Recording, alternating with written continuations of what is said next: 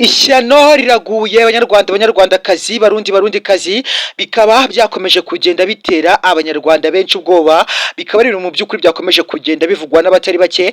Impanuka iteye ubwoba ibereye mu karere ka Bugesera mu murenge wa Nyamata, mu by'ukuri abagera kuri babiri b'abagore bahise bitaba Imana ndetse n'umwana umwe bari bahetse ahise yitaba Imana. Ni ibintu byakomeje kugenda bitera benshi ubwoba. By'umwihariko nshuti mukundwa, niba ari ubwa mbere tugiye kubana kuri YouTube channel yacu, turagusaba kwiyandikisha ku muryango mugari wa NG Empire ukande subscribe wabikariwe kanda kuri yonzegera notification kugira ngo ujye ukomeza kugenda ugerwaho n'inkuru zacu gatanu, kandi ni inkuru ikomeje kugenda isakazwa ku mbuga nkoranyambaga zitandukanye. Ni inkuru imaze iminota 55 ibaye, ni inkuru mu by'ukuri yakomeje kugenda ibabaza abanyarwanda n'abanyarwandakazi, by'umwihariko bakaba bakomeje kugenda bibaza igikomeza kugenda gitera impanuka mu Rwanda, ndetse kandi hakomeza kugenda hanavugwa impfu za benshi bakomeza kugenda bapfa bazize impanuka. Ariko kuri uyu munsi mu by'ukuri munyemerere tugaruke kuri amwe magambo yakomeje kugenda avugwa na Minisitiri w'Ubuzima ndetse na His Excellency Paul Kagame, yakomeje kugenda akomoza kuri izi mpanuka zikomeje kugenda ziba muri uyu mwaka. Ndagira ngo ejo bundi mu karere ka Nyamasheke Nyabitekeri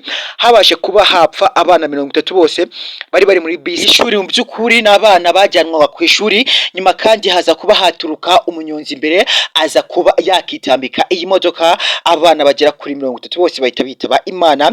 Ndagira ngo mu by'ukuri ejo bundi mwumvishe indi mpanuka yabashe kuba yabera hano Remera, akaba ari impanuka yari itwawe n'abamotari, ariko nanone ni impanuka yatewe n'umunyonzi. Nanone impanuka ibashe kuba yabera hano muri Nyamata, ibasha kuba mu by'ukuri yaterwa n'umunyonzi. Abanyonzi bakomeje kugenda biganza mu guteza impanuka mu Rwanda, ndetse kandi Perezida Paul Kagame akaba yakomeje kugenda asaba abaturarwanda bose mu by'ukuri ko mu gihe cyari cyo cyose ubonye umuntu ari gukora icyaha, uyu muntu mu by'ukuri ugomba kuba wamwereka leta zikaba zamuhanira ibyaha yakoze. Kuri uyu munsi mu by'ukuri munyemerere tuganire kuri impanuka ibashe kuba yabera hano mu karere ka Bugesera mu murenge wa Nyamata. Mu by'ukuri ni impanuka ihitanye ubuzima bw'abantu batatu, higanjemo abagore babiri ndetse n'umwana wari uhetswe ku mugongo, akaba yahise yitaba Imana. Uyu munsi mu by'ukuri polisi nibwo zazaga kuba zafotora iyi mirambo, ndetse ni inkuru yakomeje kugenda isakazwa kuri platform zitandukanye. Ni inkuru yakomeje kugenda ivuga ku mbuga nkoranyambaga zitandukanye. Mu by'ukuri abantu bashe kuba bapfira mu karere ka Bugesera mu murenge wa Nyamata, ngo kandi nyine mu by'ukuri mu ihuriro ry'imihanda itatu, umunyonzi yazaga kuba yaturuka imbere atwaye amata aza kuba yagonga mu by'ukuri imodoka nayo bituma icunanguka. Ababyeyi babiri bakaba bitavye Imana, harimo n'umwana w'imyaka 3 nawe akaba yabasha kuba yapfira muri iyi mpanuka. Ni mu byakomeje kugenda bitera benshi agahinda. Ni impanuka mu by'ukuri by'umwihariko yakomeje kugenda ituma abanyarwanda bibaza impamvu impanuka zikomeza kugenda ziterwa n'amagare. Bikaba binavuga ko nyine Perezida Paul Kagame akomeza kugenda asaba abaturarwanda ko aya magare yacibwa mu mujyi wa Kigali, ndetse kandi akaba yanavamo burundu, kubera ko akomeje kugenda ateza impanuka mu banyarwanda, ndetse kandi abanyarwanda bakomeza kugenda bapfa bazize amagare. Nk'uko nabikubwiye mu by'ukuri muri uku kwezi kumwe habashe kuba hapfa abantu bagera kuri 42 bazize amagare. Aya magare mu by'ukuri Perezida Paul Kagame yakomeje kugenda anayihanangiriza, avuga ko mu by'ukuri agomba kuba yakurwa mu muhanda, hakaba hakora ibindi binyabiziga harimo nka moto, imodoka ndetse n'ibindi mu by'ukuri bigendera ku butaka nk'amaritiko n'ibindi binyabiziga byose mu by'ukuri, ariko hatarimo amagare.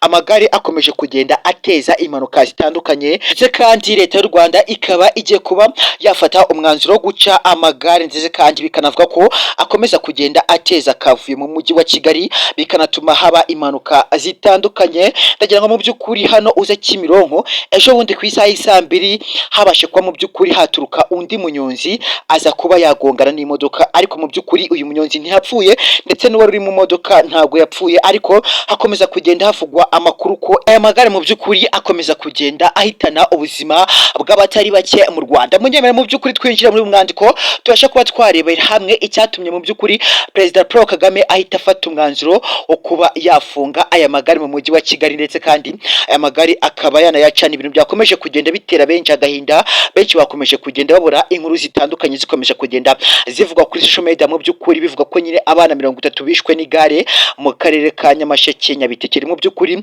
imodoka yari itwaye abana bajya ku ishuri ikaba yaracunangutse yitezwe n'iri gare. Mu by'ukuri bikaba byaratumye urubyiruko cyangwa se Rwanda rw'ejo abana bose bahise bitaba Imana. Bikaba ari ibintu mu by'ukuri Perezida Paul Kagame byakomeje kugenda binamubabaza cyane, akaba yafashe umwanzuro w'uko aya magare yose mu by'ukuri agiye kuba yacibwa mu mujyi wa Kigali. Kigali kubera ko akomeje kugenda ateza impanuka n'impagarara mu by'ukuri, ndetse kandi bikanavuga ko bikomeza kugenda biteza akavuyo mu mujyi wa Kigali ndetse no ku mpande zawo. Uyu munsi mu by'ukuri munyemerere tuganire aba bagore bakimara kuba bakora impanuka, ndetse kandi bamwe muri aba batanu bajyanwe mu bitaro bakaba bavuga ko bashobora kuba batanakira kubera ko bamwe muri batatu muri bo bakaba bacitse amaguru, abandi bacika amaboko, bikanavuga ko zimwe mu ngingo zabo mu by'ukuri zitagikora neza, kandi bikanavuga ko nyine hateganywa ko izi ngingo zabo zitazongera gukora kubera ko mu by'ukuri bakomeretse bikabije cyane muri aba batatu. Abandi babiri mu by'ukuri ni ibintu bisanzwe, bashobora kuba banakira. Perezida Paul Kagame mu by'ukuri yakomeje kugenda atangaza inkuru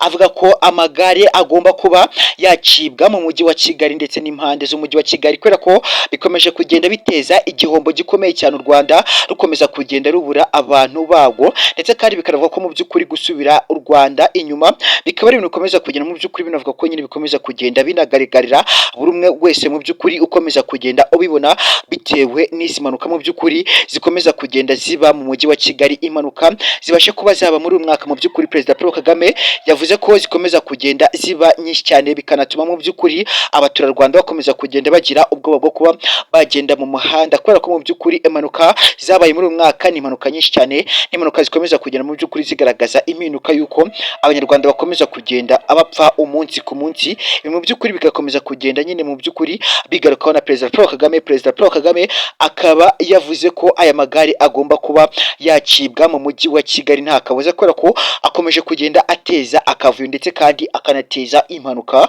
Perezida Paul Kagame akaba yihanangirije mu by'ukuri abanyonzi cyangwa se abadarisite bose bakora mu mujyi wa Kigali ko bagomba kuba banahava mbere y'uko amatangazo aba yatangwa. Bikaba ari ibintu mu by'ukuri biteye ubwoba kuri bamwe babasha kuba bakora umurimo wo kuba nyine batwara amagare. Tugiye kuba twagaruka kuri amwe mu magambo abatwara amagare bakomeje kugenda bagaruka babwira guverinoma y'u Rwanda, bababwira ko mu by'ukuri ibi bibangamiye, ndetse kandi abanakoresha impanuka bataba no mu makoperative, bikanatuma mu by'ukuri abangaba bandi babirenganiramo kuba bashaka ubuzima bikaba byanakanga. Ariko mu by'ukuri Perezida Paul Kagame we yavuze ko aya magare agomba kuba yacibwa mu mujyi wa Kigali kubera ko akomeza kugenda ateza akavuyo n'umudugararo ku bakomeza kugenda banitaba Imana. Abenshi bivuga ko byatewe n'amagare kuri uyu munsi, bikaba ari ibintu byakomeje kugenda bitera n'abanyarwanda ubwo mu by'ukuri kubona impanuka zigera muri 3 zibasha kuba zaba ku nshuro imwe. Ni ibintu biteye ubwoba n'agahinda abanyarwanda, abanyarwandakazi, barundikazi, ndagira ngo mu by'ukuri mwumvije ko ari inkuru ibabaje. Reka rero